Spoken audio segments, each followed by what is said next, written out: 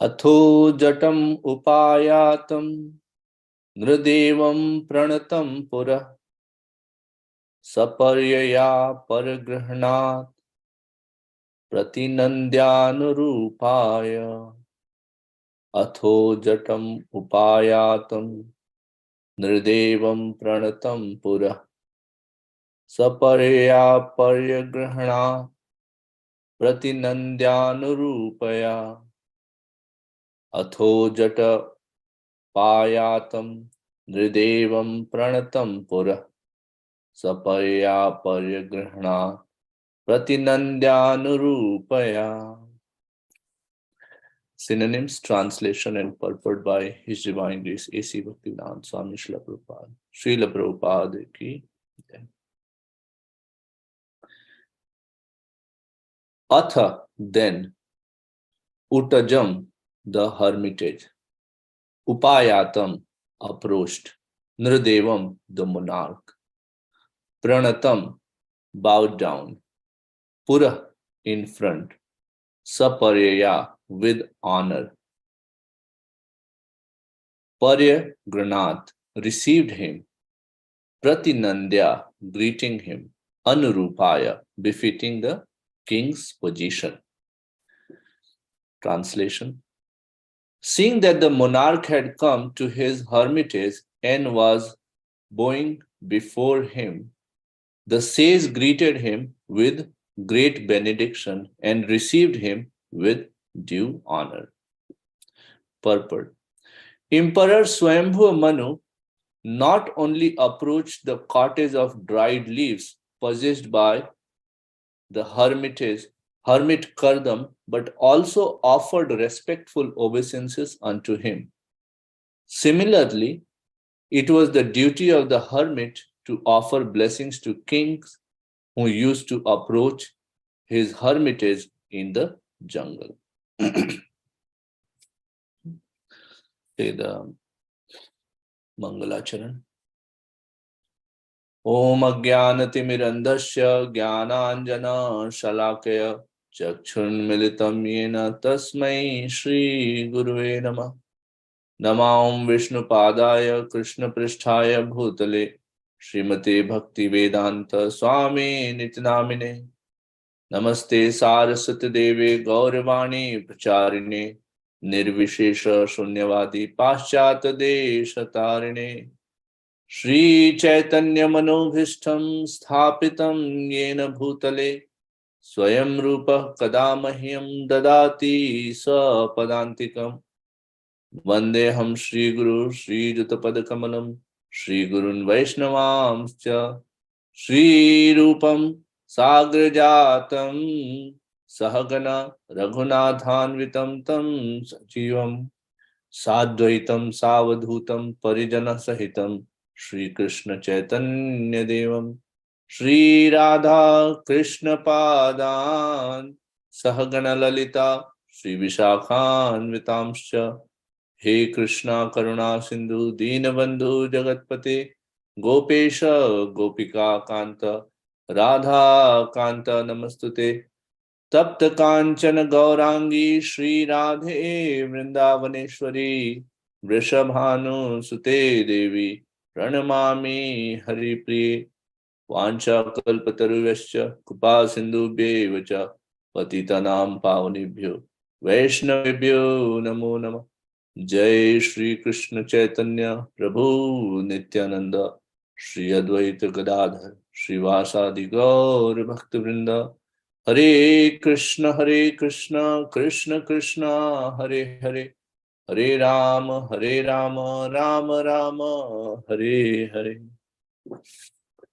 नित्यानंद अवधूतेन्दु वसुध प्राण वल्लभ जानव जीवितपति कृष्ण प्रेम पदत प्रभु पद्मावती सुत श्रीमान सचिनंदन पूर्वज भावन्मुक्त जगत्राता रक्त गौर कलेवर नमो नमो अनिरुद्धाय ऋषिकेश इंद्रियात्मने नमः परम हंसाय पूर्णाय निवृतात्मने स्वर्ग पर्ग द्वाराय नित्यं शुचि सदेनम नमः हिरण्यवीर्याय चातुर्होत्राय तंतवे ओम नमो भगवते नरसिंहाय नमस्तेजस्तेजसे आविर्भव वज्रनखा वज्रदंस कर्माशयान रंधय रंधय तमो ग्रसग्रस्वाहा अभयम अभयम आत्मनि विष्ठा Om Shanti.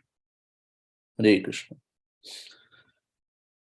First of all, my humble obeisances to all the assembled Vaishnavas. Seek your blessing. I also bow down to Grace Madhupati Prabhu for engaging me in this seva so that I can engage in some Shastra reading which can purify my heart, which can develop some love, some devotion towards the service to Sri Sri Radha Shyam Sundar Dev. Seek all of your blessings so that I can say something which adds some value to this hour. We are talking about the past time. We are approaching towards the marriage between Kardama Muni and Mother Devahuti and the appearance of Kapila Muni, the Supreme Personality of Godhead. Now, in current context, we have so far studied that how Kardama Muni is designated as one of the Prajapatis, and knowing that he has to engage in procreation and begetting more progenies and bringing more progenies to this world, he engages into the spiritual upliftment activity. He's going through his tapasya, austerity, and how by his wonderful devotional austerity, he has pleased the Supreme Personality of Godhead. And Lord has appeared and then has spoken to him, has given darshan to him. And Lord is so overwhelmed with his, or so pleased with his devotional service that he is crying.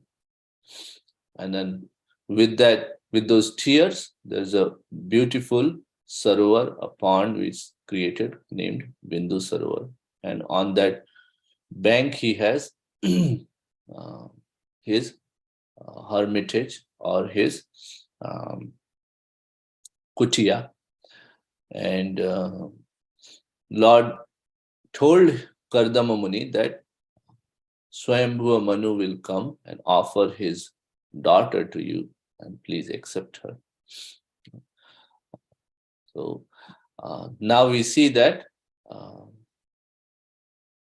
Swayambhuva Manu has appeared or has come to pay his visit to Kardama Muni and has bowed down. So in this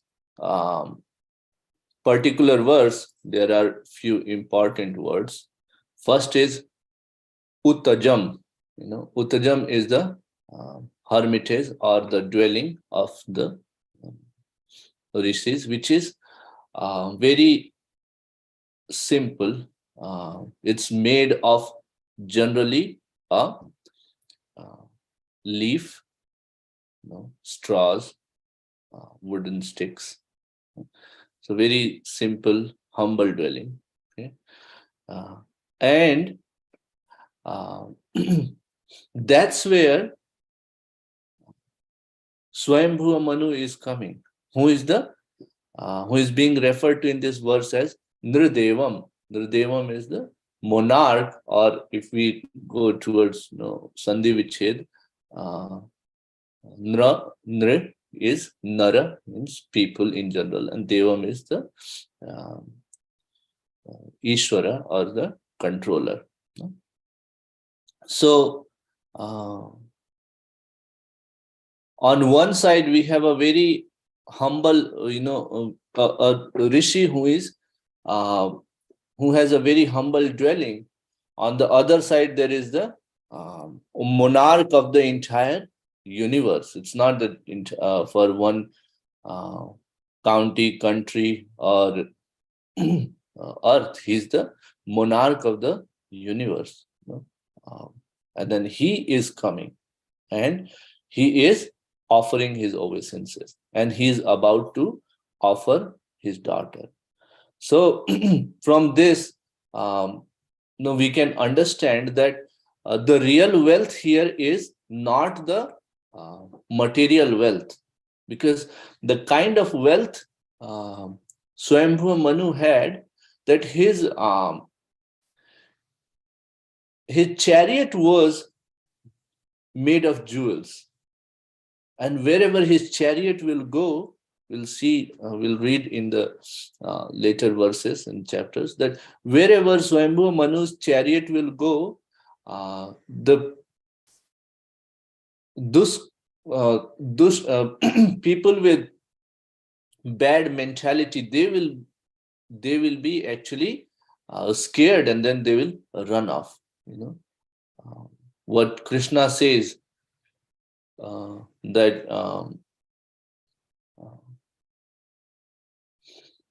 I take birth to give shelter to the devotees and to annihilate the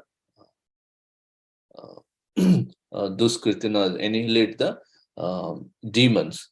So, yada yada hi dharmasya glanir bhavati bharata abhyuthanam adharmasya tadatmanam sujamyaham paritranaya sadhunam vinashaya cha duskritam dharma sansthapanarthaya sambhavami yuge yuge. So that is the position which monarch is also taking. In fact, later on we'll read that Kardam Muni will also offer his obeisances to Swayambhu Manu, and he will praise him as that you are the representative of Agni Dev, you are the representative of Varuna, you are the representative of sun, you are the representative of sun. You are the one who is giving punishment to all the demoniac people in your kingdom, and that's why you're also the representative of dharma. And in this way, he is offering obeisances because you're the representative of Lord. So we also see in our conversations that we address to sannyasis as Maharaj. Maharaj is the king of the kings. So similarly, a monarch is also referred to as Maharaj. So the two positions are very elevated positions, because one is engaged in the cultivation of the spiritual knowledge, spiritual progress, and the other one is providing the protection to this cultivation. So that's very important to understand that here in this verse, monarch is offering obeisances, but in the future we'll read that even Kardama Muni is offering his obeisances to the monarch, to Swayambhu Manu. Then the second point is that the humble dwelling of Kardama Muni, and on the other side, Swayambhu Manu, who is the king of the world, is offering his daughter. So from there we can understand that the real wealth is not the material wealth, but the spiritual wealth is the real wealth. And after some time, Mother Devahuti will please Kardama Muni. She will please him. She will go through the austerity so much so that she will become emancipated. know. But once she desires to have son and daughters, Kardama Muni will create a wonderful palace which is floating in the air and can go anywhere. And he will arrange for the maid servants to nicely give give bath to Mother Devahuti, give her, nice jewelry, decorate her, serve her, and then they will go in that floating palace, you know, to a wonderful place, and then there they'll engage in the act of creating progenies. So from this we can understand that even though Kardama Muni is living in the humble dwelling, that is by the choice, because with the spiritual wealth he has, he can always create the comforts he wants, but it is by the choice that he's living in such place. So that's second part which we have to understand, that what is the real wealth. And the real wealth is not all the comforts and items which material items which you accumulate, but the real wealth is the spiritual wealth, the devotional service. And there are many examples of it. We know that the story of Trishanku and Vishwamitra, where sage Vishwamitra was so powerful on the strength of his spiritual austerity and his devotional service. First, that Lord Indra will actually become very scared of his austerities, and he will think that, oh, he's after my position, and he would send he will send different apsaras to deviate the rishi from his path. In the form of Menaka, when he sent Menaka Apsara, then actually she was able to deviate for some time sage Vishwamitra. And then, but after that, sage Vishwamitra realizes, and then he comes back to his act of austerity, penances, and devotional service. And then Lord Indra makes a second attempt, and then there he sends Apsara named Rambha. But this time, Sage Vishwamitra was ready, and then he doesn't accept her. But coming back to the story of Trishanku and Vishwamitra, that there's a rivalry between Sage Vishwamitra and Vasishtha. So Sage Vasishtha had disciple named Trishanku. He was a king, and he wanted to go to Swarga in the same body. And Vasishtha said that it's not possible, and he chastised him. And hearing that Sage Vasishtha was not ready to do it, Sage Vishwamitra said that, okay, Trishanku, I'll help you. And then in that process, he actually created a universe, a Swarga. He was ready to, he had so power that he was able to create a universe. He was in the process of creating his own universe, and then creating a Swarga in there, and then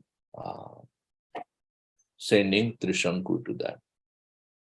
So, so much is the strength of this spiritual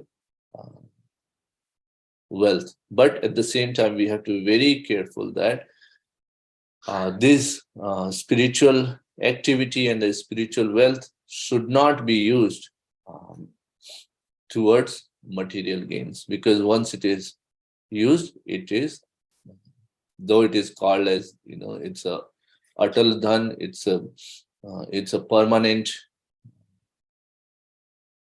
wealth, but we know that from the story of Trishanku and Vishwamitra that he loses all his spiritual strength, and then he has to re-engage in cultivating that. So that's second point which I wanted to make. Third point is, in this verse, it says that the last line, it was the duty of the hermit to offer blessings to kings who used to approach his hermitage in the jungle. So by this sentence, we can understand, Srila Prabhupada is saying that kings used to, so it's not that the first time a king, Swayambhuva Manu, had come, or only one king, Swayambhuva Manu, had come to the dwelling of, or the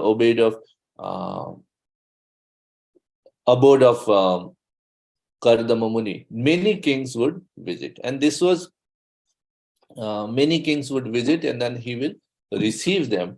Kardama Muni will receive them, and then there are many examples of kings.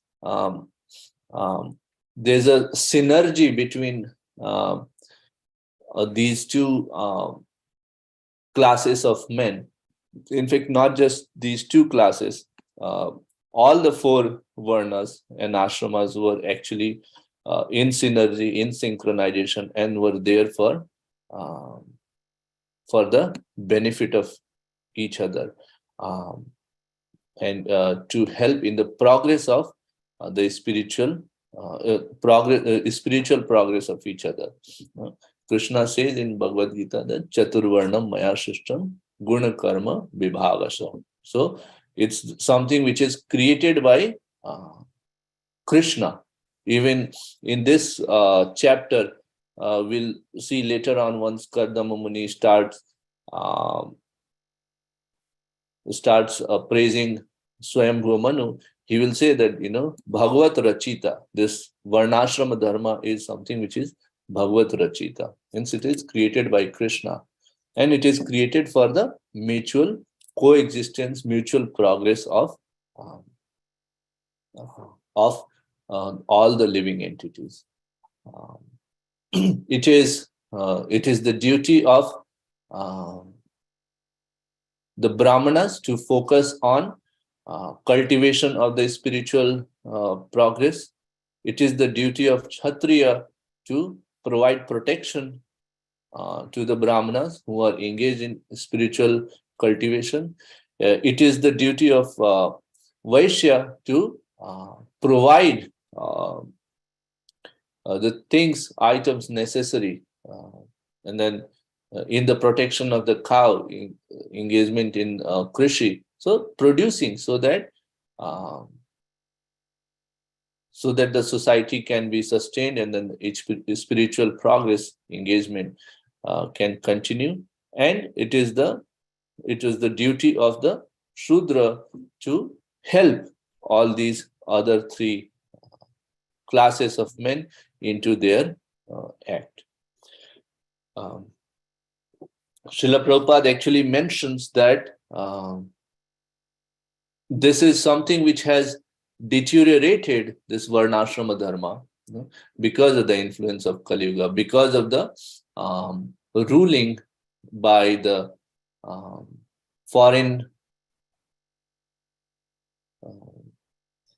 foreigners in India, and that has actually brought down this wonderful system of Varnashrama to the caste system, where just by taking birth in a specific family, a person is claiming for that, okay, I belong to this particular Varna. But that is not the correct understanding. One has to go through the process of samskara to reach to a particular Varna. Otherwise, by birth, everyone is Shudra. In fact, in that, I was reading this one lecture which Prabhupada gave in Montreal, um, and he mentions in that Dvija, he is using the word Dvija, which we commonly know is a synonym of Brahmanas or twice born. But he's saying that a Dvija can be a Brahmana, a Kshatriya, or even Vaishya. Um, because what Dvija means is that you're taking the second birth, and then the first birth is by mother and father, and the second birth is when one is accepted by the spiritual master, and then is offered the sacred thread, which symbolizes that you're the twice born. Okay. So we have to understand that there is always um, there's so by that statement we can understand that kings would always visit a rishi or a brahmana or a spiritual person, and vice versa. We have so many famous examples. We know the example of Drupad and Dronacharya. They were, friends, and then went to the same school. But when Dronacharya needed some help, he went to Drupad, King Drupad, to remind him about their friendship, his promise. That didn't go very well, but in the end, the point is that a Brahmana is approached by king, and then the king is always approached by Brahmana. We have the example of sage Vishwamitra, who, when was known as King Kaushik, he visited the ashram of sage Vasishta, and then he was very nicely, a very nice hospitality was provided by sage Vasishta in that the entire army of sage Vishwamitra or King Kaushik was served. Similarly, we know that the constant communication between Raja Dasrath and sage Vasishta, where he was also his Kulaguru or the priest, and then would guide him. Then this famous visit by sage Vishwamitra to King Dashrath to ask for his two sons, Ram and Lord Lakshmana, so that they can engage in protection while sage Vishwamitra and his disciple engage in the spiritual activity. So with this, few important points I just wanted to highlight once again is that from this verse we understand that the real wealth is the spiritual wealth, and second point is that there is harmony and coexistence and sync between the four varnas and ashramas of this world, which is created by Lord Krishna. And with that, I'd like to stop here, and then it's time also. So if there are any questions, comments, or corrections, can be shared in Nityam Bhagavad Seva group. Over to you, Madhupati Prabhu. Hare Krishna. Thank you very much, Akhilesh Krishna. We'd like to wish everybody a safe and Krishna conscious day ahead. We'd like to offer our prayers to the Supreme Lord. by chanting Hare Krishna, Krishna Krishna, Hare Hare, Krishna Krishna Hare Hare, Hare Hare Ram, Rama, Hare Hare Ram, Rama, Rama Rama, Hare Ram Hare, Ram, Hare Hare Hare, Hare Hare Krishna, Krishna Hare Krishna Hare Krishna, Hare Hare, Hare Rama, Hare Rama, Hare Rama Ram, Rama, Ram Hare Ram, Hare, Hare Hare, Ram Hare Hare Hare, Krishna, Krishna Krishna, Hare Hare Hare, Krishna Hare Krishna Rama, Krishna, Hare Hare Rama, Ram, Rama Rama, Hare Hare Ram, Hare. Hare Hare. Shri Nrsingo, Jai Nrsingo, Jai Sing Jai Jai Nrsingo, Singa Jai Jai Prahladesha, Jaya Padma, Mukha Padma Blingam, Ugravira Ram Mahavishnu Jalatam Vitam Mahavishnu Sarvatokam, Jalatam Sarva Narsingam Bhishana Singa Badram Vishnu Bhadram Nityam Uttam Namamyam, Narsinga Bhagwan ki Jai, Prahlad Maharaj ki Jai. Let's offer our humble obeisances to all the Samar Vaishnavas. Vancha kalpataruvasya kripa sindhubheva cha patitanam pavanebhyo Vaishnavebhyo namo Vaishnavibhyo namaha. Namo Namah. वैष्णविंद की जय, प्रभुपाद श्रीमद् भागवतम की जय, Jai शिला प्रभुपाद की जय, और प्रेमानंदे Hare Hari Krishna. बोल। Thank you, Akhilesh Krishna. Thank you, Thank you, Prabhu. Hare Hare Krishna, Krishna, everybody. everybody. Hare